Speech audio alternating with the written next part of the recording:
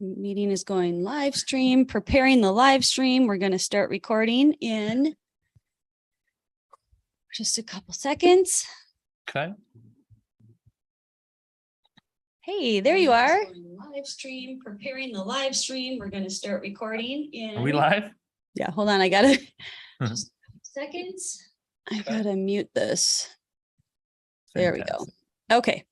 Welcome, everybody. Everybody on YouTube. Welcome, welcome, welcome. We're going to get started. I've got Yoni Havana on the podcast today. So welcome to the Pool Party Podcast. I'm your host tomorrow. And we're going to have a fun conversation with Mr. Yoni Havana. We're going to maybe learn what his name means. Because when I do a Google search, Yoni, there's a lot of interesting things that come up. With Yoni? Yeah. I will dive into all of that. Yeah. Fantastic. Thank you for having me. Yeah. Happy to be here. Great. All right. So I'm just going to read really quick, you guys, a little bio about Yoni. So he says his holistic approach combines ancient wisdom, modern technologies, and intuitive understanding that can be useful for others to heal, grow, and evolve. His philosophies and practices consider the nature of the physical body, the mind, emotions, relationships, spirituality, energetics, and consciousness. Oh my God, that's just like everything we study. That's so fantastic. Yoni, welcome to the podcast.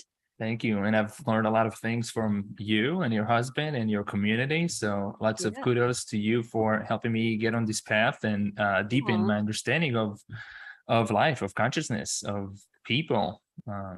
So many beautiful things, so many gifts from you, and super glad to be here. And there are a lot of things I think that we're going to cover that are either have been initiated by you or that you have helped me deepen my role as a man, as a father, as a husband, as a guide. So we'll dive into that.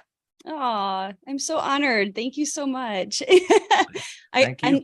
I'm in this like leadership program, and they're like, what kind of pills are you on? And they're like asking me, like all these questions, like, well, what do you do? And I'm like, I don't know. I like to enroll people, you know what I mean? So I'm like an enroller and inspiring all this, higher consciousness work. And Yoni and I, guys, have had some amazing conversations. And I was going to think back this morning too. I was thinking back this morning, like how we met. And I think it was you and Thaddeus met at Paleo. That's right. Okay. And then did we meet at Paleo? I think we may have, we were sharing energy, but I don't know if we talked during Paleo. This was one of your busiest Paleos, it seemed, in 2019. Right. Lots of customers at your booth.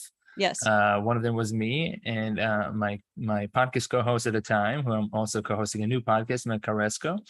Awesome. And then I showed up to your is it Spirit of Nature? What's the name?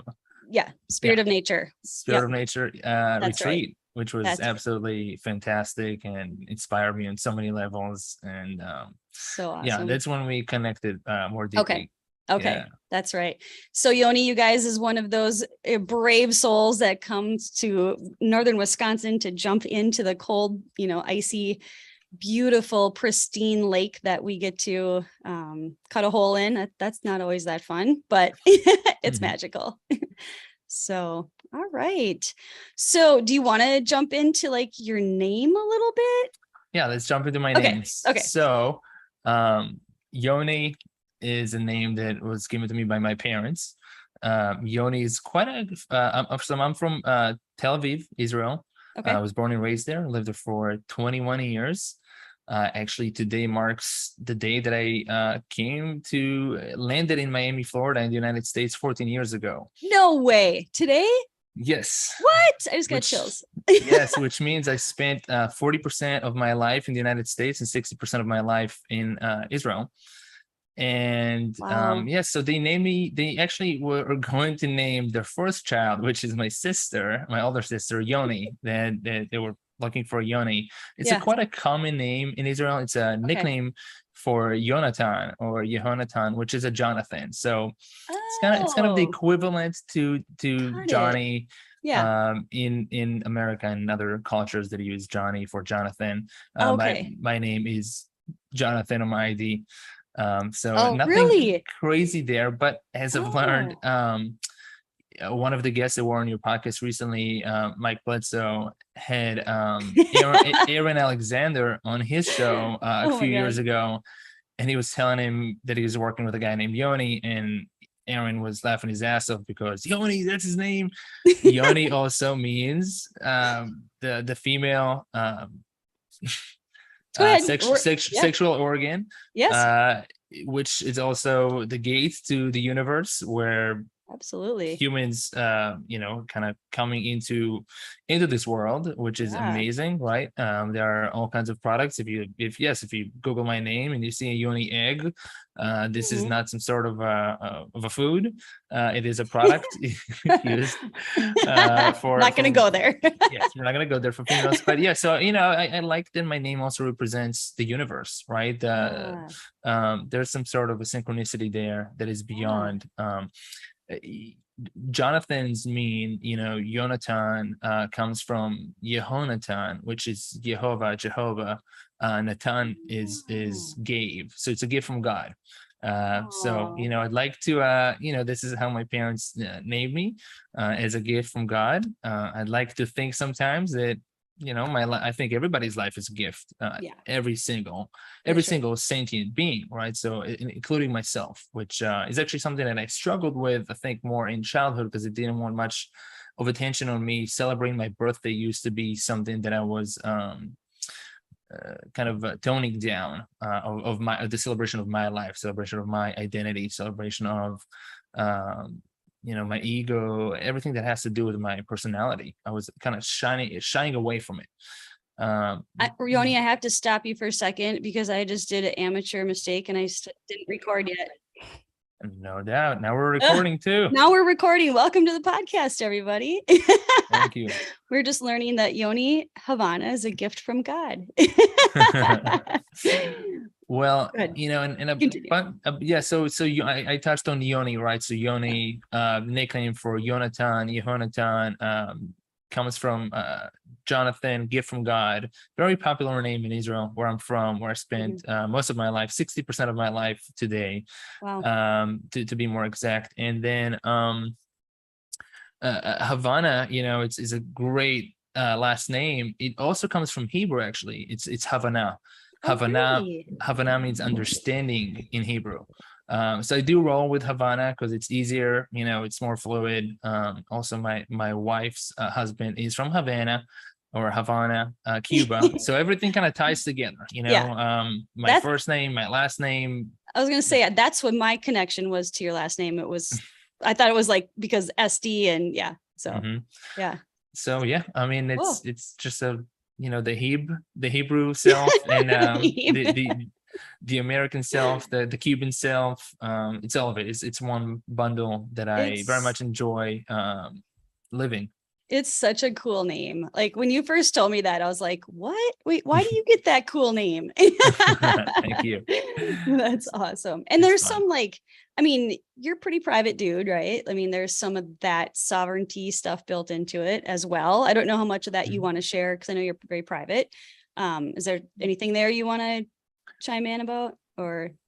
I will mention that, even with my first name, I go by my nickname, and I think it's best for everybody these days to keep some sort of privacy for their identity that is tied perhaps to where they live, and their banking and their marriage and everything else that has to do with their private life. When I go on podcast, I make it a point to not mention the names of the people in my family, just refer to them as my daughter and my wife, my parents. It's not that there's any sort of I'm not hiding anybody. My wife will come and present herself and is very happy to be in the light. She just messaged on YouTube Live, by the way. Fantastic. Well, here she is. Here she is. Yay. And then sorry, just want to interrupt. Levi says hi too. Oh, Levi, my man. I miss this beautiful soul. Yeah. What a fantastic roommate at your event. And then, oh man, what a fantastic soul. Seriously, you guys, like, all of you are like my favorite people. You're just like these gems that shine your light so bright. It's so cool.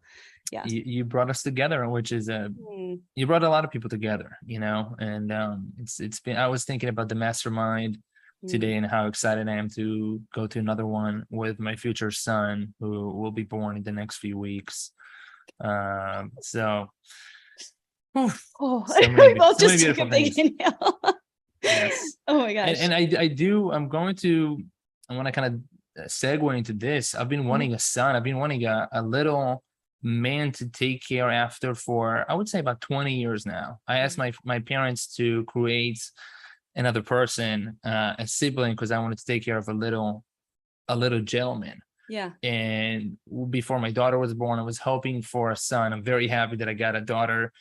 First one, daddy's so girl. Cute. I mean, an amazing relationship there, and women, feminine, all of it, right? Girls, it's just absolutely fantastic. Yeah. I always wanted to surround myself with more ladies in my life, as I was in mostly male friends, and I was telling them, like, we just got to stop hanging out. This is too much. Right. There's too much masculinity in here. Too many males. Like, just shower me with this beautiful feminine energy. At the same time, I think partly because I've seen toxic masculinity, a lot of it also in the, what we say, the more leadership positions in the world. It has been a mission of mine to help balance it out by bringing in divine, gentle masculinity into the world, and paving the way, and not only as an example, but also as raising one of those masculine children, so it's been a goal of mine. It's been a dream of mine. All of it. In my life, I'm absolutely living my dream, which I've created. We went to Joe Dispenza together about a year ago. It's July now. I mean, I think we went in July, so we were probably there exactly a year ago. It's been like a week and a half, because I got my little Facebook reminder about a week and a half ago, and I was like, oh my God, nice. We were at Joe a year ago.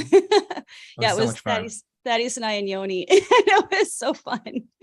We had great picnics and evenings together, and shared a lot and learned a lot from each other. It was really, really magical. Yeah. Yeah. You helped me navigate a very big deal, a challenge that I was very much unconscious of. I made quite an unconscious decision. Without thinking that I'm going to hurt anybody, right? I was actually offering help to a person, and you're like, oh my God, what are you doing? And if you want to, we can get into the story. Let's do it. I think that's actually, I think it's really helpful, because even, like, after it unfolded, Yoni, Thaddeus and I had a great conversation around it too. And he was like, well, I wouldn't have known, like, he was kind of like, I mean, I might've done the same thing. And, it's just a bigger worldview then. Right. And learning from that experience in that moment all together, and love, and showing love through it all too. Like, that's what I think. I was hoping, like, I was maybe saying some of the things that you didn't want to hear. I seem to do that to people.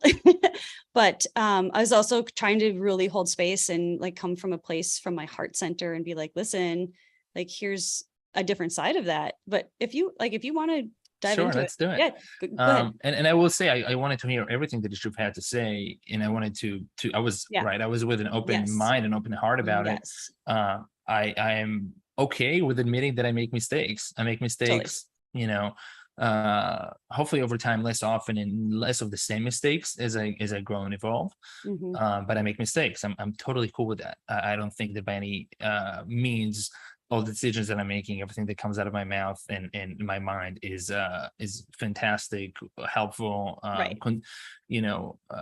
beautiful for everybody. So with that, I met a nice lady at the at the Joe Dispenza retreat who sat next to me, who was super nice.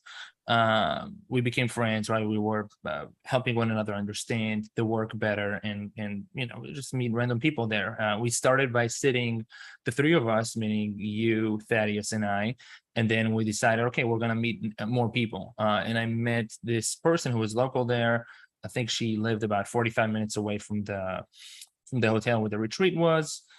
And as we got some information that one of the mornings we will start at around 3:30 a.m. and I was in a hotel room by myself with 2 queen beds. What I did unconsciously, since there was no sexual tension or she's a friend, I'm fully loyal, and there's amazing trust between my wife and I. I, without asking my wife if she would be comfortable with this, I told this woman that she can come stay in my room and sleep next to me for the night, right? And boy, oh boy, was I not only wrong by doing this, but I created some tension and discomfort in our relationship. And the way that my wife found out about it, which was amazing that she did, because otherwise she would there would be a breach of trust, even if I didn't do anything, of course, that involves any physical or romantic, right? It would be a conceived breach of trust, which I would be very upset if that would happen. So what happened is my iPhone at the time and my iPad were both receiving the iMessages that I receive. And at the time, my in-laws were staying with me, meaning my wife's parents, and they were making dinner. They were staying with her. They were staying with your wife. Yes, they were staying with my wife in Georgia. Yeah. And I'm in Colorado, and I messaged this woman that evening that she can come stay in my room after not even thinking about telling my wife about it. And I think what happened, I'm trying to exactly remember the sequence of events, but she was messaging me and my wife messages me back. She's like, "What is going on with a woman coming to stay in your room tonight?" And I'm like, "Oh, it's nothing. It just, it's just a lady, it's like a lady friend." And she's like, "This is not sounding good at all, right? You're calling this woman a lady friend. You're making it worse by the moment." Like making it worse. I'm trying to help somebody. So the idea was, right, this woman lives about 45 minutes away. She drove me to the grocery store. I hung out with her a little bit, had some conversations with her. She was doing some shamanic work that I was interested in. And as I'm saying, zero sexual tension, right? Just we're friends. Right. So I wanted to help her out by not having to wake up even earlier. And as we know, being in a car is the most risky thing these days, right? This is the highest risk to a human body today, at least from data and what I understand. So anyways, I made this offer to her, and it's a friendly offer. My wife saw that, and before I know it, I'm literally feeling horror. I don't use this word often, but I was feeling horrible because I made a mistake that is making my wife super uncomfortable. There's a conceived breach of trust, and it's not feeling good for anybody now. And luckily, you were there to help support me through ensuring my wife that, one, this is not going to happen, right? First thing first, this is not happening. It's not even an option. Two, showing my wife that I love her. She's my number one. I'm thinking of her. I did something unconsciously as a rookie mistake in a loving relationship. And you guided me on exactly what to do, how to resolve the situation. And I have to say it was resolved very quickly. I think because we've built up this trust bank between my wife and I in this, in our polarized relationship, masculine and feminine. Yep. It was fairly easy to get over this bump.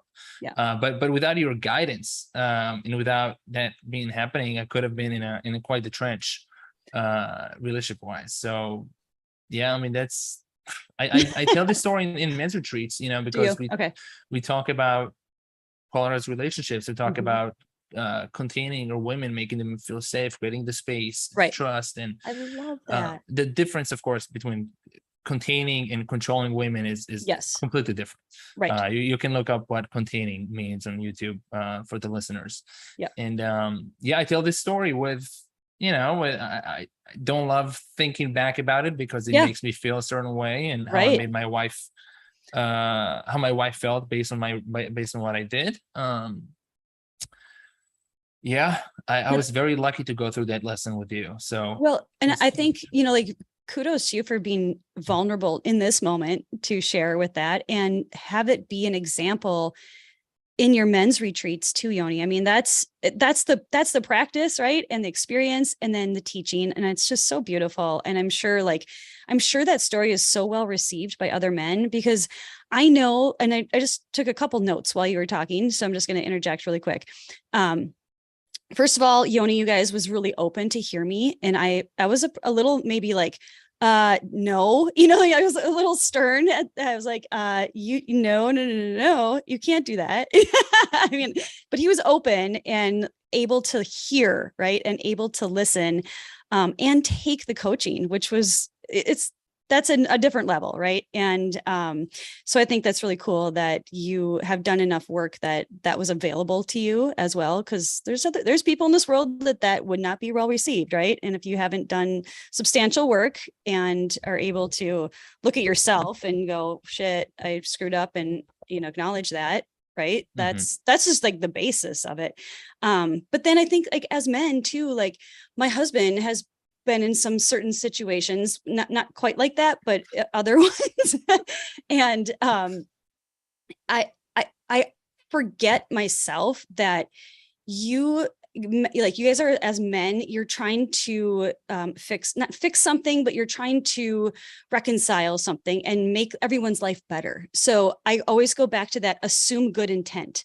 Right. So I'm like, oh, in this moment, like, I'm feeling this way. My ego is like, this is the situation. And I have to let go of that for a moment myself and go, wait a minute, assume good intent.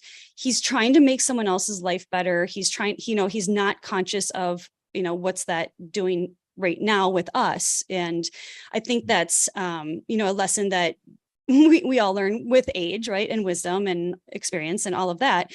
But, I don't know, like, there's a certain part of it. It's like, well, now you have that awareness, right? And now we're on the other side of that. And I think it's really cool too. Like, and I'll speak for Thaddeus in our own experiences, like, he now sees it.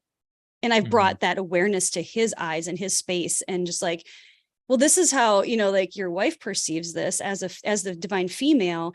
And, like, this is how I see and this isn't like the same for every relationship, because every single relationship is different.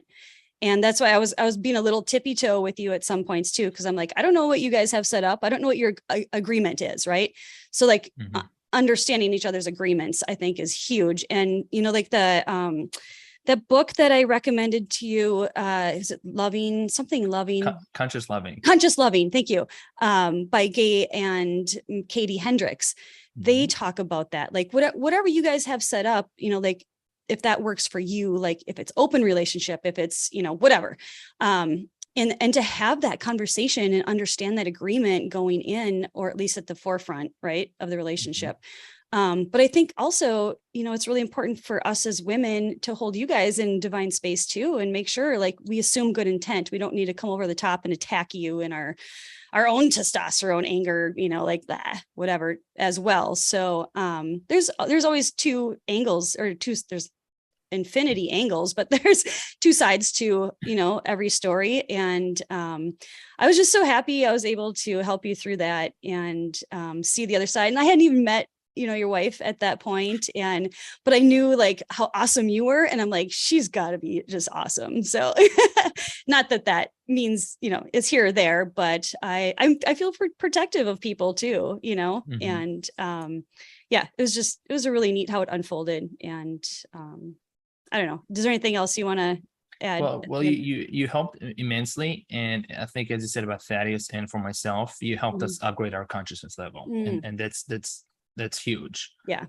Helped us upgrade our consciousness level, and help us not only help other men, but also help show up in the relationship, and learn that lesson to not only avoid mistakes, but also be more considerate, more understanding of how the feminine energy works, which is more open, relational, and us, we're sometimes very task oriented, or just like, this is what we see, I'm going to fix the AC right now, I'm going to do, trying to help, but we also are missing out on the whole picture and not being very considerate. So it's cool. It was very, very much appreciated and helpful. So thank you so much. Yeah, absolutely.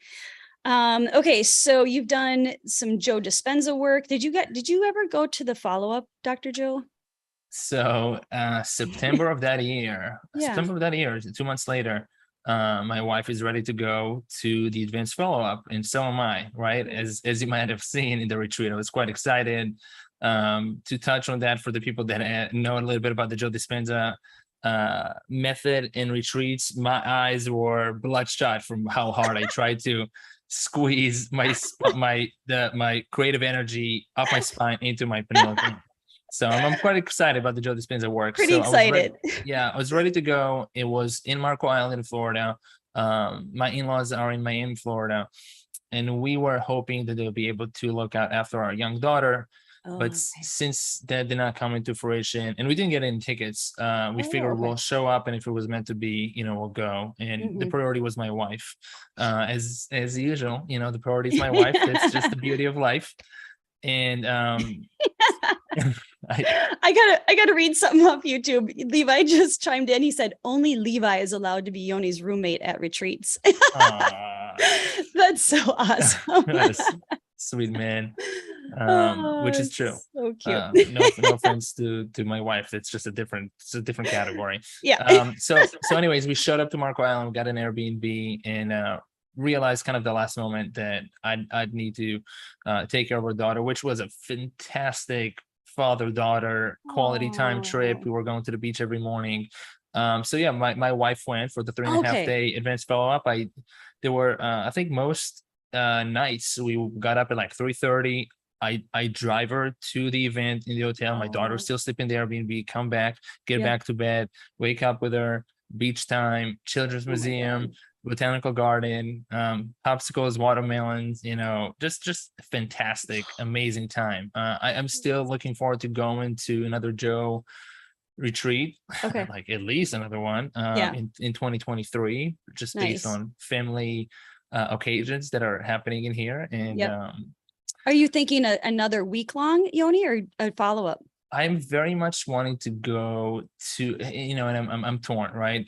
Based on also the report that my wife gave, the differences that I've heard about, right? The advanced follow-up is less theoretical, more experiential, which I'm very much ready for. I felt that the first retreat that I got down to theoretical, although you can, there's always benefit in learning the materials even more deeply.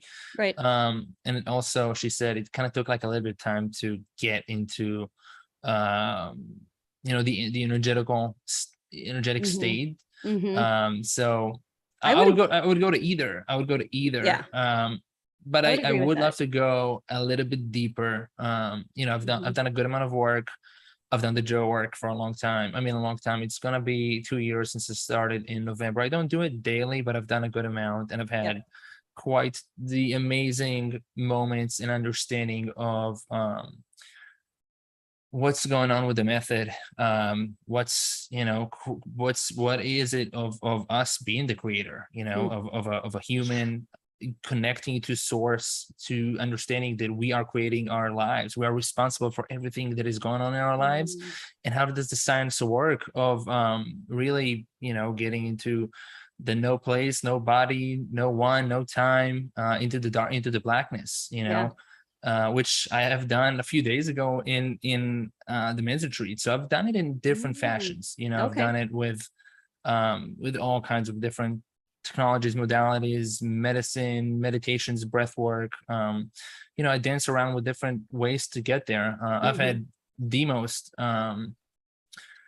deepest encounter of being in the blackness, of really, which I have had a taste before, but truly saying goodbye to my life as I know it. I was holding on a little bit. This was on Monday. I think this was on Monday. Really? Yeah, this was on Sunday. I've had an experience where we went quite deep in our men's retreat. This was based on the participants, the most profound, most beautiful ceremony that everybody ever had, except for one person. So it's 4 out of 5 had just an amazing, super deep experience. And I remember the time when I was just like not really feeling my body anymore, and it's kind of like my identity was holding on a little bit. My heart was racing, and I'm like, you know what? I know that I'm coming back, and if I'm not coming back, it is what it is. I've done my best. I've lived my life. It's another one, and I let go. And just to touch on some of what I experienced there, I became everything. I felt like I was God. I felt like this is my creation. And as I was coming down from that source projection and into more like, I am alive. Like I am still Yoni Havana. I still have an identity. I'm still have a body. I actually did what I was applying what Joe did when he first discovered the method that he teaches now, which was about 30-40 years ago. And I was just very slowly coming into my body. So I was barely feeling my body, barely feeling anything. And I have a rib injury that I'm working with for over 2 years now. And I was just getting into my ribs, into my spine, and rebuilding it and creating my future and really getting into it. Was this with plant medicine, just for clarification? This was with a type of, I think it's described as plant medicine. I'm actually not that sure what's the real description of that one. It's my second experience with that. Okay. I think it is plant medicine. I have to say, this is the first time we've done it in a retreat. Okay. Led by the Expanded States guide, who is my partner, called Michael Tierno. And I've done it once with him a year and a half ago, and I've had quite the experience. I actually saw the house that I'm in right now, which is the first house that I've ever lived in. I've only lived in apartments and condos my whole life. I've been living in a house for the past year. Never been in a house. I always had neighbors, always had to go up an elevator, share walls, share Wi-Fi, EMFs, the whole shebang. And you've been to my house, and it's quite a gift to be in the space. Magical fairy tale, like I don't even know how to explain it. It's amazing. It's amazing. So I had a very similar experience, and everybody in the room kind of described kind of that God feeling, creation, super, death, death and death to the ego, for sure, right? Death to the ego, death of the identity, in some point, in some description, death of time. Nice. It's just absolutely nothingness, like absolutely nothingness, origins. Nothing, which was quite beautiful, quite blissful. That's amazing. I will say that I think everybody there said that it's not that they wanted to stay there in that state, including myself, but they would be totally okay by staying there. It felt pretty nice. We're happy to be back in this reality, but dead reality, and that's part of why we do these retreats and why people do plant medicine, is to not only accept death, but understand, know really deeply and from the heart that death is not an end. Death is not an endpoint by any means. It's a new beginning. Death of the identity, death of the body, that's an end. I thought that when I was a child. I remember being afraid of death. Absolutely not afraid of death, at all. Will I get fearful if there's something frightening coming at me? Will I get into fight or flight? Yes, I will. Absolutely. I do not want to lose the relationships, my body, my identity, but I'll be okay with it. I'll be totally okay with it at the end of the day. I mean, I'll react. I've been doing some Wim Hof, been doing the cold exposure that I've learned a lot from you and Thaddeus and the people that you host these experiences with. So really reigniting, getting into the sympathetic nervous system, the fight or flight on demand, right? Controlled, and then breathing through, initiating the parasympathetic nervous system, the rest and digest and heal. What is Wim Hof is doing, so getting more automatically when the sympathetic fires up to get into parasympathetic and handle stressful situations, and de-stress, and get into more melatonin, more healing, and age slower, and all of the benefits that come from that. Heck yeah. Let's back up a little bit. Can you talk just a little bit more specifically about your men's retreats? And I mean, would love to. Yeah, I would like to hear, like, what is it about? And if people want to sign up, we'll of course put links in the YouTube description. And we've got a little gift for you guys at the end of this podcast. And there are definitely 1, 2, 3, 4, 5 more things I want to get to. Okay, fantastic. So so men's retreats. Let's hear what is, because well, let me just hold on one second. And I think you guys there's so much out there right now. As far as classes and breath work and all this learning, all this expanding consciousness stuff. And I feel like there's so many more women than men that are in leading in this, I don't know, charge of, changing into this new earth, this new world that we're living in. And this is why I wanted Yoni to come on, not only as a soul brother, soul family, and he really has some beautiful wisdom to share with you guys. I'm gonna get all teary-eyed, but what you do with men, and it's so inspiring. And I think that it's so needed at this time, because I want more men in my Kundalini classes. I want more men to be jumping in and doing this work too. And you're doing it, and I love that. I'm so thrilled. So please, here's the baton. Thank you. Thank you. So a lot to say about the retreats. I do want to start by reading some of the testimonial that I received 3 hours ago, because it's so beautiful. And this is from a man that I met quite, it was quite the synchronicity to meet this person. Kind of as Joe says, kind of came from nowhere, from the unknown. This would not be in my consciousness whatsoever. This would not even be an opportunity to meet this man. And helping this man specifically, the day that I helped him and the other man was one of the best days of my life. This was past Saturday. This was 6 days ago. Okay. Watching, witnessing, supporting this man going through a rebirth. I will read just one paragraph from the testimonial that he wrote us, if I may. Yeah, absolutely. All right. So here's what he said. It's been less than a week since I returned from a recent Men of Integrity retreat, and I'm still processing everything I learned and experienced. It is without exaggeration that this was the most profound experience of my life. I was already on a journey of self-improvement over the past year or so, but it quickly became clear to me that I had been playing in the minor leagues. Although the work I had done contributed to my willingness to receive the healing, understanding, and acceptance of what I was experiencing, I had no idea I would literally go through a spiritual rebirth. For years, I had suppressed deep emotional pain that I covered up in public with a variety of quote-unquote masks to hide what I was really feeling inside. And in a single medicine ceremony, all that pain I had been ignoring was released out into the universe. And for the very first time in years, I felt peace in my heart that I no longer felt possible.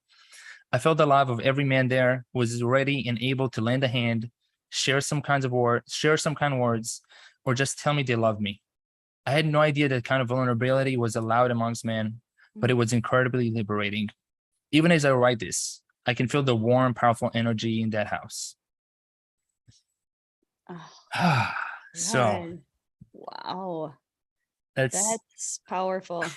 That is from a man in his 50s that had quite the journey, that my wife met, and quite the coincidence. Actually, I think she was on her way to some sort of she went away to some sort of event that she was thinking if she should go or not, kind of battling, and she decided to go. So meeting him led up to this. This was 7 months ago, and he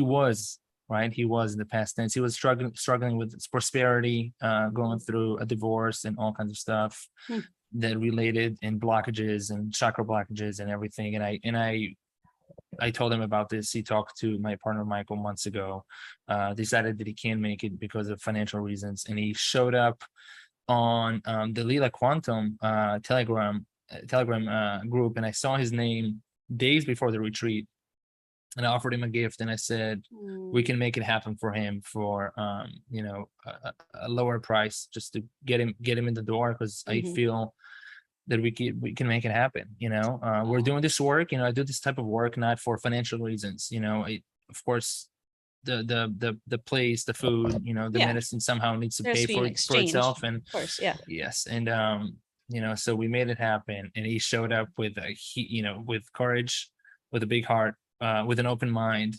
It was absolutely incredible. I'll share some of the things that happened there specifically with him. in our men's retreats, we come for 4 nights and 4 days. Okay. We started in the evening. We meet around 4 or 5 p.m. We have a healthy dinner. We make all the food there, us men. This time I actually had the help of a dear friend that you've introduced me to a few months ago, named David Green. So he decided to show up last minute, and he's a healthy. Yes, he's I love him. absolutely David. amazing man. And he helped also share his wisdom going through the transformation that he went through. Wow. I mean, he's been to rehab for alcohol. He was in painkillers. There was so many things that so many people, and men, of course, women too, they share a lot of the same challenges. They share a lot of the same pains. And this is what part of the beauty of what we do in the men's retreats. I'm kind of jumping around is relating, is being vulnerable, is voicing what actually pains us, actually looking under the hood, connecting with the body, connecting with the gut, with the heart, not being ashamed, which, as children, the motto was, big boys don't cry or boys don't cry. And I remember how I built this persona when I was a kid, that I don't cry, I don't get emotional, I'm this strong macho man who is not even dealing with that. And that was, of course, not to my benefit, but that's what I was taught. That's what I was taught by society, by TV, by movies, by my father. This is the programming that has been repeating in my mind and in the consciousness, in the ether, where I was growing up. So part of what we do is whether it's we use meditation, breath work, movement, we even movement by itself, right? Moving energy in the body and getting more fluidity and more flow. All of that adds up to being able to connect to ourselves better, to connect to source, to the ether, to energy, to quantum energy, to others, and creating the space. It's men's retreats because there is some shame and there are some blockages of opening up to women when a man wants to really cry and whip a little bit and say what's going on with him in his relationship, in his past relationship with his kids, how they've been feeling about, either dedicating their lives or their time into making money or not providing. There are so many things that as men that also want to be an example of the divine, sacred, masculine, we sometimes fall short of our expectations, of our aspirations. So yes, we hold some plant medicine ceremonies. We go through practices. We have workshops on relationships, on holistic lifestyle principles. This is kind of a big refresh, reset, looking into what's under the hood, getting into neuroplasticity in the mind, opening our hearts. And then, my part of the retreat is more of the holistic lifestyle. And as I put it on my website too, I'm a holistic lifestyle guide.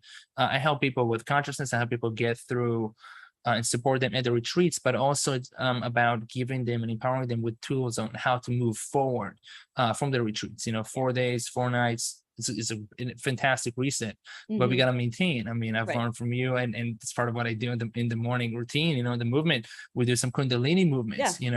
We're moving our spines, right? So we're getting more hydration. We're getting more oxygen into our brains with our spine, and allowing more flow of chi.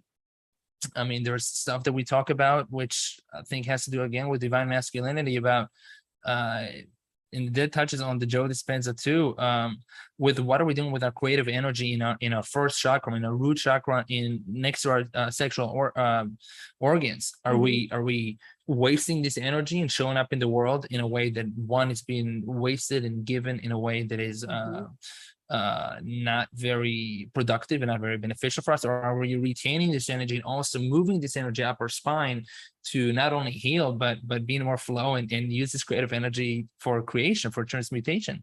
Can you talk just really quick, Yoni, just a little more detail about the retaining part of that? I think that would be a helpful, because I think people don't even know, like what that really means, and maybe the Taoist practice, right? Yeah, absolutely. So I've actually got got that information first from a fantastic book that I recommend to all men. As I'm building my website and the Men of Integrity Retreat website, which will be up in the next week or two. The book that I'm talking about is called The Way of the Superior Man by David Dada.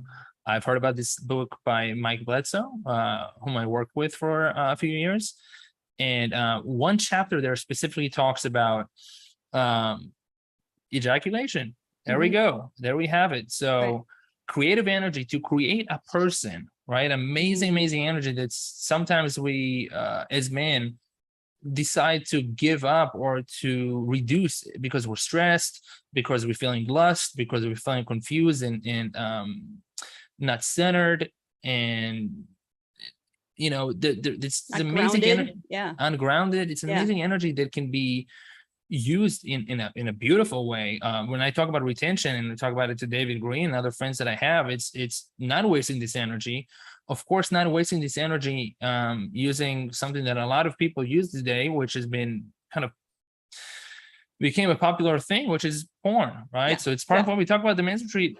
Everybody their own pace, but we think there's a low level of consciousness with over 99% of porn, and the experience of one experiencing love, experiencing God, experiencing source, and wasting their energy using their hand, and just kind of being very specific here, right?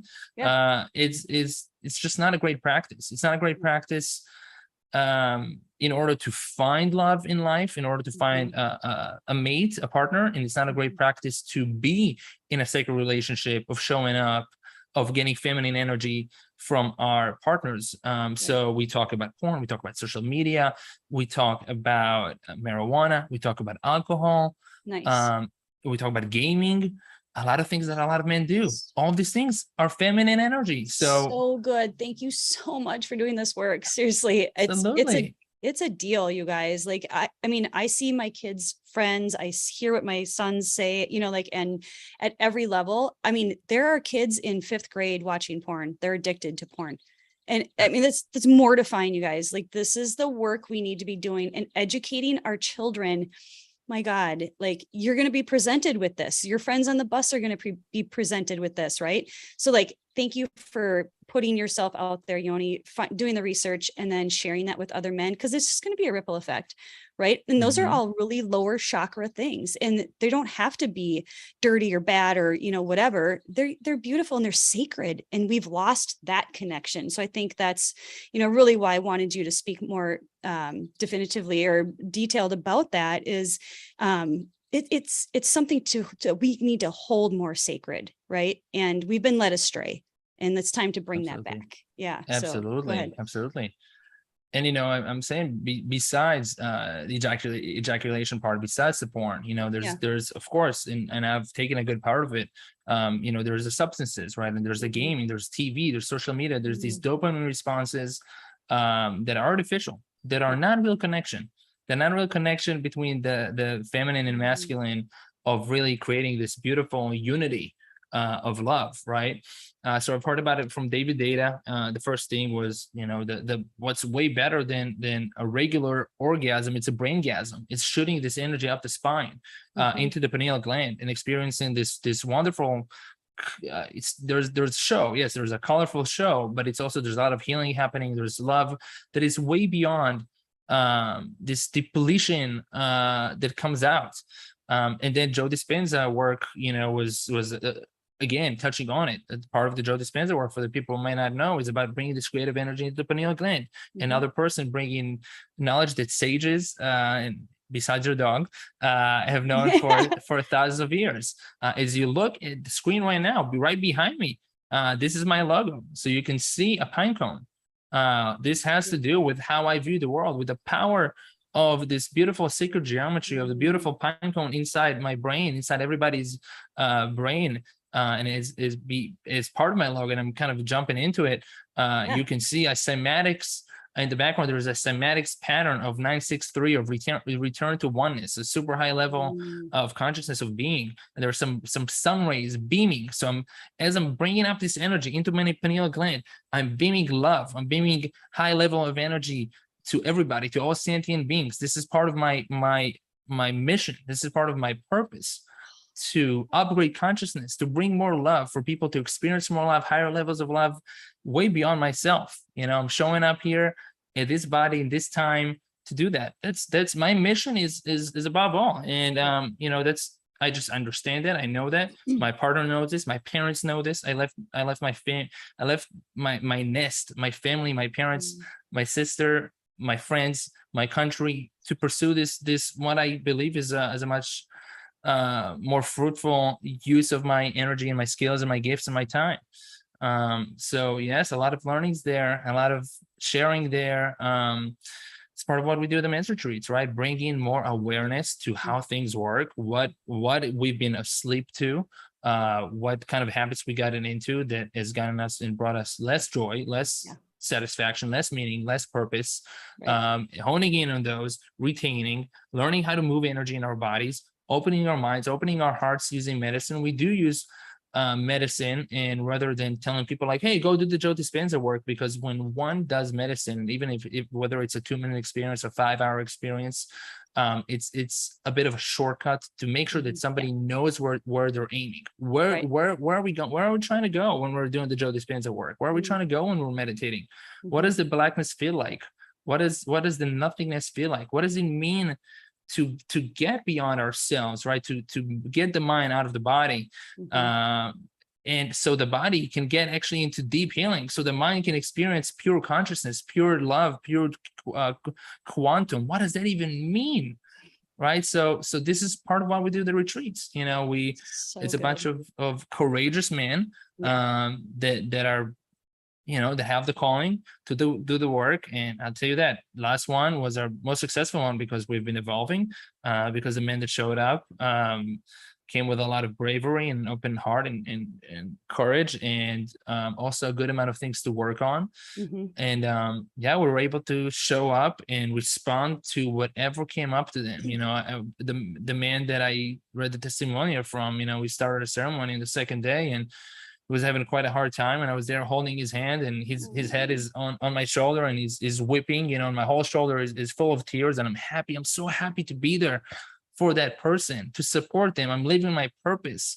I'm supporting another man becoming a stronger man, getting rid of pain, getting rid of whatever's not serving him. If they're 15 minutes later, this man is crying and yelling, I'm a lion, I'm a fucking lion. And it was just amazing. It was just absolutely amazing. The way other men supporting one another. The men breaking addictions, men making commitments to stop drinking alcohol, to stop using marijuana, dumping painkillers in there, such as kratom, just like literally throwing it out, putting it at the garbage disposal, men supporting one another in there. It was just absolutely, I was just touching on a few things that happened in 4 days. It was absolutely phenomenal. I can't imagine somebody coming into that retreat and learning all the stuff that you're teaching, but just being around you, honestly, and your light and the way that you carry yourself in the world, just that, Yoni, is so powerful. And you're telling the story, I'm completely tearing up. It's so awesome, the work that you guys are doing. I hope everybody who's listening to this will share this video. I'm not kidding, you guys. Share it as far and wide as you possibly can. This is the message that we need right now, and more men need to hear this message. Honest to God, I feel like I'm an enroller of women. Here's my yin yang. And here's Yoni, right? This is the divine masculine. Thank you. Thank you. So, oh my gosh, where do we even go from there? I gotta collect. Well, I would love to touch on another experience that I've had there with another man, to kind of share some and everybody's okay with you sharing all this, right? I'm not sharing people's names. Okay. I'm not sharing their identities. I'm sharing what people went through. So other people can relate, and this is why they're sharing their testimonials, because we want more men to do the work, because we are operating consciousness. We're operating this feeling.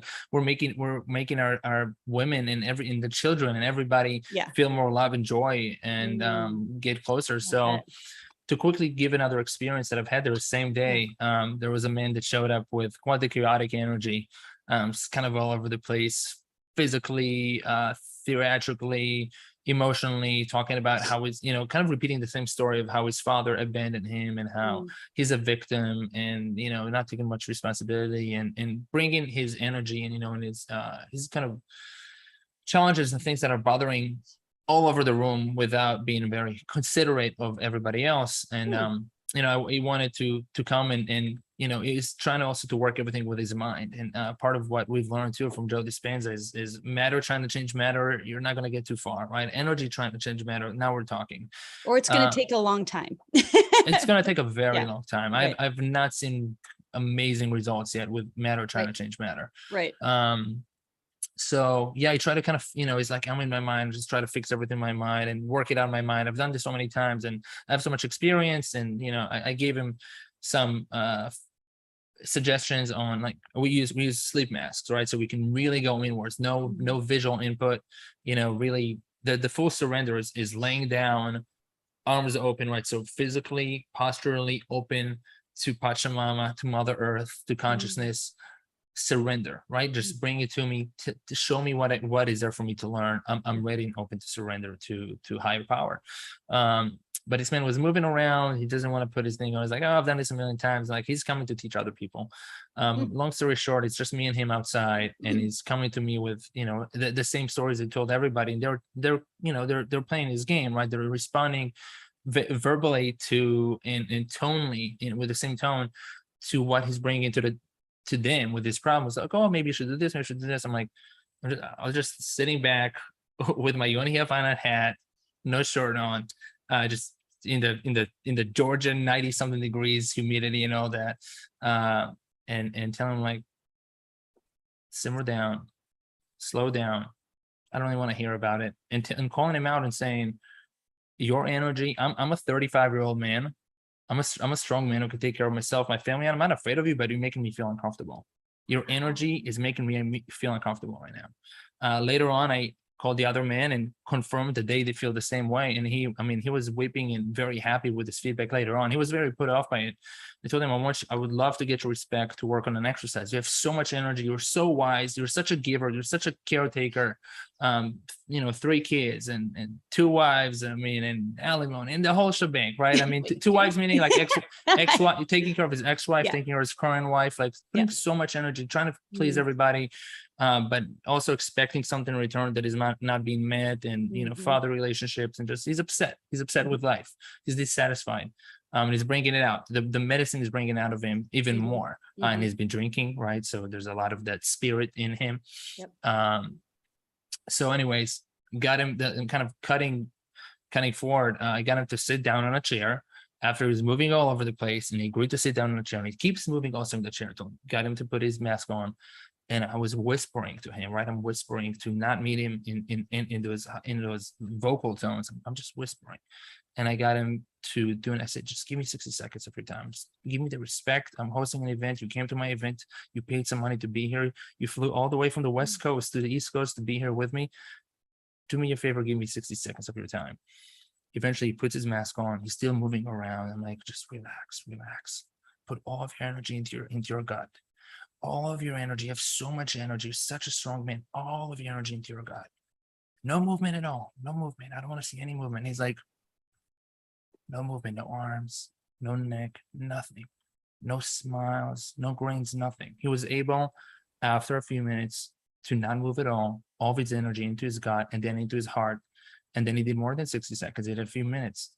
Did he become a sage at the end of the day? No, but over a few days, he calmed down. He was containing his energy. He was much more pleasant to be around. He was much more helpful to everybody else because he was able to be much more centered and move his energy and contain his energy and offer it to the universe with so much more wisdom, with so much more of the representation of the divine masculine. It was absolutely a joy and an honor to be able to work with this man on a whole different thing from the other guy who was, and this is just sequentially, and there were other men in the room that I worked with in different things, including a friend, David Green, a whole different thing, and everybody's in a different place. And it was just absolute joy. Fantastic.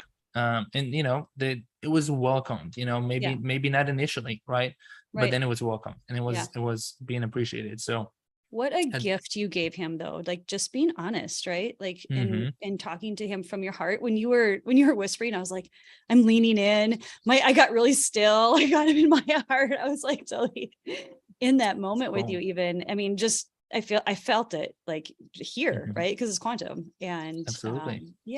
Wow. What an amazing adventure and experience that you get to learn from people, right? So it's not just a one way. It's not like, oh, go, lead this retreat and whatever. I never experienced that either. It's always, what do I need to learn more? What can I learn more from other people? How are they mirroring me? How am I projecting? Right. And there's some of that in there too. And it's such an interesting dynamic, I think, when you get yourself into a safe place, right? And surround yourself with some people and get to really understand them, and then see what their nervous systems are like. I could feel that in that moment too. Like, this man's nervous system was just jacked, right? I mean, there's no doubt about it. And that's for most people, you guys. So, Yoni, I'd love for you to talk toward the end about some techniques. I know I wanted to get into some of your morning routine, and to definitely get into some of the movement for hydration. That was interesting. I was looking at your website and I was like, oh, that's interesting. And I probably do it. But I like that you name that, right? And I think in this world of constant bombardment with Wi-Fi, we're getting dehydrated, you guys, and we need to rehydrate ourselves, our pineals, right? All of it. And I know a lot of people love to talk about water. They love to talk about all those pathways too. So is there anything else you want to follow up with the men's retreat? Just to touch on your last one, I would say that one of the men was telling me during that big day that we've had, he's like, I'm stealing from you. He felt really bad that he's taking my time. Like, quite the opposite. You're giving me a gift right now. I'm living my purpose. I'm of service to you. I have meaning. I'm being needed. I feel needed. I told him I've never felt better in my life, and he felt bad that he's taken of my experience, because yes, I mean, of course I can close my eyes and connect to source on a deeper level and do some other things or work with another person, but that was the best expression of my purpose, to be of help, to respond to the universe. Wow. Yeah, it was fantastic. So cool. Let's just jump over to the toxic masculinity thing. I think we covered it a little bit. Can you just give people a little sense of like, what do you define that as, and like, how do you see that kind of playing out in the world? And let's just cover this for like 5 minutes or less, and then we'll jump into some of the other takeaways that I really want to get in. Absolutely. Okay. So a few things on toxic masculinity that come to mind, and this is what my partner, actually, Michael Tierno, teaches, that toxic masculinity is actually the opposite of the divine feminine, where the divine masculine is the opposite of the wounded feminine. So toxic masculinity, and I think a good amount of people know what it looks like. It's like the authoritarian, controlling, cold, violent, cruel, hard-hearted, insensitive, abusive, isolating expression of masculinity. It's some of the controlling, egotistic, not caring expressions that a lot of us are not. It's some people that talk about crushing the patriarchy. I'm like, there's a little bit more than that, but I understand. Yes, there's a patriarchy. Expression that is not benefiting the universe, and that's part of the words, some of the words that come to mind and that I'm using from the retreat. And it's not balanced, right? Like it's out of balance. Yeah, absolutely. I don't think being cold-hearted and being isolation, separation, I don't think those are helpful things. I think there is, of course, I mean, as we are now talking to one another, that's separation. We are one and the same, looking in different holograms, but there's also some of the beauty about separation, just being able to learn from one another and to upgrade that unified force, that creation force, creative force. Beautiful. Oh, that's really good. Okay, so let's see. So then so that's the toxic masculine. How does it look like on the other side? What's the divine masculine look like? Just, Okay, for people that so don't know divine this, masculine, being logical, clear, direct, courageous, protecting, honorable, centered, unflappable, actionable, self-aware, responsible. That's that divine masculinity. Yeah, beautiful. Very well put. I'm so glad I asked that question. It's fresh. Oh, It's so fresh good. because the retreat, and Yeah. this is coming from my partner, good. Michael Tierno, he has 14 years on me, and Mhm. it brings this. Really, he's my example of divine masculine. I mean, I've learned most of this from him. So I'm honored, and I'm very grateful. And he just stayed with me actually until this morning in my place. So taught me so many things, and he's my role model for the divine masculinity. Yeah, but now, so you learned all that from him, but it came through you, right? And then it's like, now it's Yoni's voice, and you're ripple affecting it out into this podcast, and hopefully people will be sharing this and ripple affecting it out beyond. And then you get to teach your son this, and your daughter. Absolutely. Right? I mean, that to me is like the best thing, because I love talking about conscious parenting. I'm like any other podcast that of, I'd like to talk more about that. And my podcast is basically about health freedom. But you guys, this is the emotional side. This is the real side of health freedom as well. And yes, we talk about urine therapy. I do want to touch on that at the end, if you don't mind. We have a lot to talk about, Yoni. We could just be here for like 3 hours. Absolutely. But do you have a hard stop? I just want to be mindful. I do. I have a hard stop in about 20 minutes. 20 minutes. Okay. So I was thinking containing my daughter, Yeah. Yep. Got it. That okay. That is the next thing on my to do. Yep. And I want to be respectful. So, okay, we'll have to get you back on. Movement for hydration. Let's just skip over to that. On your website, you've got some really cool videos. You guys check out his website. It's fantastic. It's nope, I don't have it right. YoniHavana.com. Okay, YoniHavana.com. And he breaks it down and he shows you each movement per video. It's really, really well done. Can you just go through a few things? And then why do you think these motions or these movement create more hydration? Is it the spinal fluid, or is it beyond that? Yeah, so the main one is spinal fluid. Okay. Spine connecting all the organs. Spine is quite a big role in our bodies. And really, movement for hydration is about creating more fluidity. So people think about mobility and immobility, right? So if there's some stagnation, there's immobility. Hydration can only penetrate a certain amount of cells, right? So the idea is to bring hydration to all of the cells in the body. What I've learned from Dr. Kelly Storette, who was leading the CrossFit gym that I was a part of, who was quite a figure in the health world, is that even the smallest amount of dehydration, like 1%, means quite the lack of performance physically, mentally, emotionally, spiritually. Dehydration does not feel good. So I'm all about hydration. I do talk about this in the retreats too. In terms of survival, we have oxygen, we have breathing, and the second one is hydration, right? So we can survive, and depending on the person and what training they've done, but about 3 minutes without oxygen, about 3 days without water, without hydration. We're mostly made out of water. I'll challenge you on that, but well, and then it's if we talk about urine therapy, that's water again, right? We're drinking ourselves. Right. We're drinking our cells. We are bodies of water moving out, connecting to the ground, just like plants, getting energy from sun. There's some biomodulation with photosynthesis. It's kind of the same thing. Just different creatures, different star creatures, perhaps seemingly more sophisticated than plants and animals. Not really sure about that. But yes, hydration, water is a big part of it. Water is one of the elements, of the classical elements of life, right? Water, earth, fire, wind. Something that I pay close attention to, because even now I'm a little bit dehydrated. I'm going to drink some of my full spectrum living water. I know, I'm the same. I'll drink some urine. Beautiful.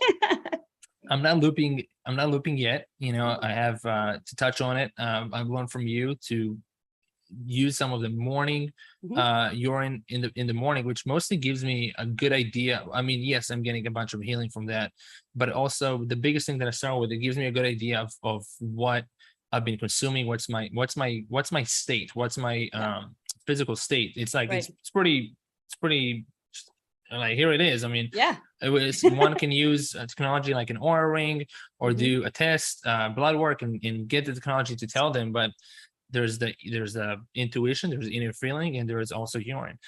So that's a great I had to write that down. That is awesome. It's like the new aura ring. No, new aura ring, so I think it's way better than aura ring, and I've had that. I've used it for a few weeks. I'm like, this is not really telling me too much, and it seems just the relationship there doesn't seem that beneficial to me. So hydration, what I do is I start with kind of like spinal movement. I just use my whole body, moving the spine, just kind of twisting and wrinkling the spine, bringing a lot of movement and motion, driving more hydration into the cells. And I use the same concepts by moving the neck, side to side, kind of doing some nose, some yeses, thinking about the brain stem. The brain takes a lot of energy. So, and just taking in visual input, especially if you're next to a computer, which has a lot of blue light in it, which is super taxing. So brain, neck, full spine, and then I get into hips. So I do some hip circles, very simple, gentle movements to drive more hydration into the cells. Super simple stuff. You can see it on yonihavana.com/hydration. Go to the movement exercises for optimal hydration. I started with the hydration section because I'm excited about it. Just one of the things I'm more knowledgeable about, just kind of spit it out. A good amount of information there. I've learned about full spectrum water. Actually, your retreats, the Spirit of Nature retreat from Katrina, the water goddess. I believe, yes. And she learned, she worked directly with MJ Pinkman, author and owner of Dancing with Water. You can go to dancingwithwater.com. You can look Dancing with Water on Amazon. I mean, that's, to me, liquid crystalline water. Kind of a no-brainer. This is the state that is in our collagen, that is within our body. This is the state the water gets into naturally through waterfalls and lakes and rivers and all that. Of course, you may have heard by now from Tomorrow that she uses distilled water. I looked into that, not as much as she did. For now, I'm sticking with full spectrum living water. Yeah. Well, and I think that we do the 3 parts. So we distill, we put it through the Berkey, and then we wu-wei it. So and you give it the vortexing. To bring it back alive. And actually, distilled means not still, it means alive. Absolutely. This is kind of crazy too. There is some information on the lilaq.com website and from Dr. Masaru Emoto, showing regularly distilled water versus water that has been preyed on or went through a vortexer, and showing the crystals through a microscope.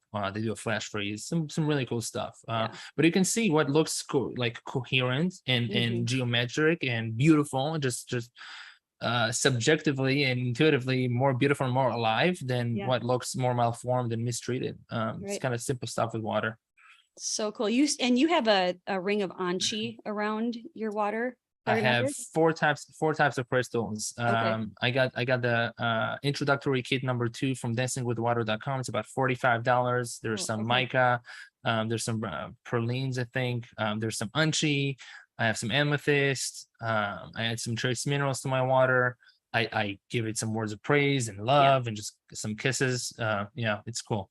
Well, and I think that, above all the systems that we do, right, that's the most important, is like you blessing your water, because you guys, we are so powerful. We're more powerful than any of the other things, right? It's like your observation and the slit experiment, the quantum slit experiment shows that. And you get to observe. So like every morning when I drink my morning plasma, so we can change the name to that too. We don't have to call it like urine, because people associate urine with waste. So a lot of people are calling it plasma. So your blood plasma, because that's really what it is. And you can charge it. Like you hold it up. I hold it up to the sunlight and I'm like, I infuse it with light and love. And what do I need for today? And all of it, 17 seconds, just hold it, there. consume it. And it doesn't matter. It can be anything. I mean, I hate to say this, but it could be Coca-Cola. I don't drink that, but that's very disturbing if you do. That's beautiful. Yeah, but I don't judge. But you can change it, you can charge it. And that's what I learned from Brother Sage as well in my previous podcast is like, if you go out to dinner, like he eats raw vegan and blah, blah. And I don't want to get into a big meal time discussion, but he's like, just look at it, bless it, and it will, and let it nourish you because you said so. Like you command it. Right. So beautiful. Yeah. And so I know you have all this, he has so much love around his water. And look at him. Like you're the epitome of this like fountain of love, Yoni. I mean, it's so part of you. And like even the colors of your background, look at that. It's all water. It's like water element. I mean, it's so beautiful.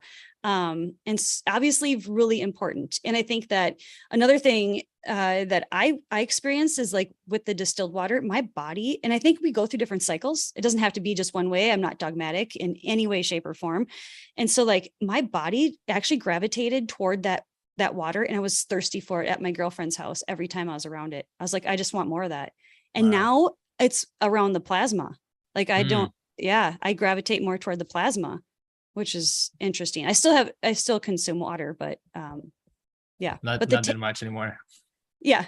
Right. Your own water, as you said. Yeah. I mean, just your creation, your own bliss. It's your so hologram. Beautiful. Yeah. Okay. So we got to water. I'm just being mindful of time. We have 10 minutes. We have 11 minutes left. I just want to go through my notes here. We've got through movement. We did your morning routine. We were just kind of getting through your morning routine, or were you done with that? Did I touch on my morning routine? I mean, you said the twisting, but that's so morning routine. I'll touch on it quickly. Yeah. My full morning routine is about 2 hours, about an hour of Joe Dispenza meditation. So this is the full one, right? That doesn't happen every day. About an hour Joe Dispenza meditation. Either I'm blessing my energy centers, or I'm synchronizing to the unknown, mystical love, the potentials. Then I go into some breath work, whether I do breath work by our mutual friend Washela Sananda, which is the longer, bigger breath work, which really feels amazing and bringing more light into my body, becoming lighter. Is it the number 4? Is that the one you like? I usually go for number 2 just based on time. Okay. But I have them all, and then if I don't do that, I do the Wim Hof breathing, which just do about 12 minutes of that, 3 rounds, 30 breaths, hold, and then I get into some my morning movement, which is mostly about joint mobilization, bringing more hydration into the cells. I move everything kind of in a circular motion, mostly all planes, and then depending on the time, I may do some subconscious programming. Today, I sent to everybody in the Men of Integrity Telegram group, which we have everybody, it's the community, some words that I use to program my cells when I'm in more suggestible state. Things like I'm not afraid of anything, I'm love, I'm courageous, I'm independent of substances, right? I'm curating a few things to the men also that I'm working with. Love it. I'm a man of integrity. So some words, and then depending on the time, I'll do some red light therapy and a cold plunge. So I got a cold plunge after going to your retreat. It was like the cold just feels amazing, activating the vagus nerve, resilience. So mind resilience, physical resilience. So it depends. But I just do probably like 5 to 7 minutes in the cold, some red light therapy. And then I have the derivatives, depending on what time I woke up, depending on how I'm feeling, I may do a shorter meditation, a 25-minute meditation, maybe even a 10-minute meditation if it comes to it. Maybe I'll do more movement and just a much shorter breath work, depending on what I feel like I needed in that morning. So I have the tools to my disposal and the knowledge that I've accumulated and acquired, and the intuition mostly to choose what is going to serve me for that day. That's so fun. I know, because you have this like plethora of tools, right? And then, oh my gosh. I'm sorry, I just lost my thought for a second. Okay. Plethora of tools. We got children and dogs and all stuff, sorts of tigers. No, I'm just kidding.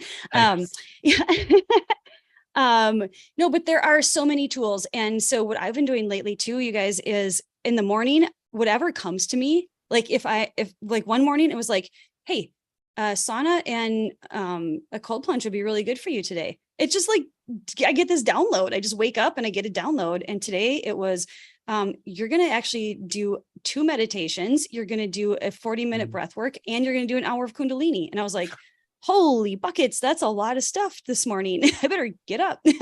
Or some mornings it's like, you know what, just go grab the dog and go for a hike in the woods. I'm really into listening to my intuition and acting on it. And every time I act on it, it always works out for me better in the long run. So, and I hear that in you too, maybe, describe it as such, right? But we do, we have all these, all these things, and we get to kind of pick and choose which ones we do. And I just know, like, it doesn't matter. I can do this much or this much. It's just how you set up your day. And oh, my light just went out. And it really honors your day. It honors the spirit. It honors the universe that you acknowledge. I think, like that first morning waking, coming back to this headset, the VR reality, right?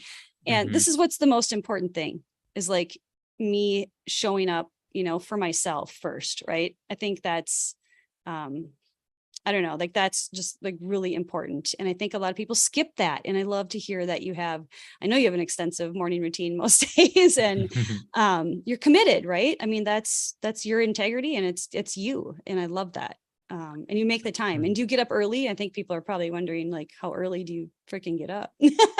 Yeah. And I wake up around 5 a.m. I actually don't wake up that early. Okay. And if I wake up at 6 a.m. and I have an hour, usually the 7 a.m. is when I start the family preparations for the day. But an hour is a good amount of time. Yeah. 30 minutes to 30 minutes. You got 20 minutes for yourself. This is beyond the commitments to me. This is my time. This is my time with me and myself to do whatever I want to do with myself, for joy, for whatever feels good for my complete self. Oh, so good, Yoni. You're doing such good work in this world, and I honor you. I've enjoyed this conversation immensely. I'm so glad we were able to connect. Can you talk just really quick to our listeners, the Pool Party podcast listeners? We have a free gift for you guys that Yoni is super generous, and so he's going to share that with you now. Absolutely. And thank you for having me, of course. And for all the listeners, I'd love to share whatever I can with you in terms of hearing about where you're at, and sharing my 2 cents about how it can help you evolve into the next evolution of yourself. On my website, you can go and there are links to schedule a free 15-minute consultation with me. Go ahead and mention Pool Party in that application. It's a very short application, just like 3 questions or something. Mention Pool Party. I'll double that time to 30 minutes and give you my full presence, my full everything that I have so far, to see how I can be of help. So yeah, go ahead and mention Pool Party, the application, and I'll give you a 30-minute free consultation. And somebody could gift that to somebody too, right? I mean, it doesn't have to be just for somebody. You could be like, oh, I want to give this to you, or absolutely. Yeah, absolutely. Put your mom's name, put your cousin's name on it. I'll contact them. Tell me, if they are not having at the moment the energy and say some of the courage to do that, to admit there's something going on, or whatever it might be, and you want to do that for them, just say like, hey, you know what, just Yoni is going to call you, this guy is going to call you. I will call them to do that for them, put their name into it, put their phone number, their email. We're gonna get them scheduled, and I'll share the love with them. So good. I just thought of 3 people that I want to touch base with on that too. So Oh, well, thank you for your generosity. Thank you for sharing your love, your life, your light with us, Yoni. It's been just an absolute pleasure. I can't wait till we can talk again. We still have so much to talk about. That's always how it happens too, when we're in the same room together and we do this mastermind, you guys, that when we're all together, I do want to share this. Yoni and his wife, they do this funny thing. We're like in the room together and in the kitchen, whatever, we're all just moving around, and they'll just start shouting out little funny things that Dr. Joe Dispenza says in his meditations. And the first time I was around that, I was like, oh my God, I love that. I love that you guys do that. Can you just give a couple things? Like, what does it sound like? Absolutely. And like all day long, like, find it, feel it. It's within you. pay and attention all around you.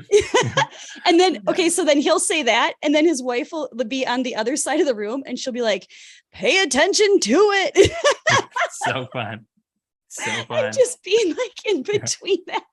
It is Yeah. such a riot. So I mean, and let's end with this, Yoni, like how lighthearted, like shit gets heavy. And yes, there's a lot of disruption in our world. And yes, there's a lot of heaviness and stress, and people are under all this tension, right? But at the end of the day, like, let's take a 60,000 foot perspective and go, wait a minute, this is our life. This is light. This is lightheartedness. We get to live this life. And that's what you're here. I think I hear you saying, to create and inspire other men as well, as families, and not just men, but families, other people, children, animals, it doesn't matter. Like, we get to share our light and bring lightheartedness along with it. Right. Absolutely. Yeah. So, well, thank you for having me, and kudos to you, praise to you for doing the work and teaching me and hosting the retreats and connecting me with the people, introducing me to so many amazing light beings. And I know, it's been a journey also to get your podcast going on, and you're doing it. You're freaking doing it. So I've been enjoying your conversations, your lives, the recordings, and I'm looking forward to so much more of you in my life and in everybody else's lives that I'm connected with, that I can share this message. So kudos to you tomorrow. Awesome. Thanks, Yoni. All right. That's a wrap. Take care, people. Okay, let's stop recording. Stop. Thanks for joining the live, everybody.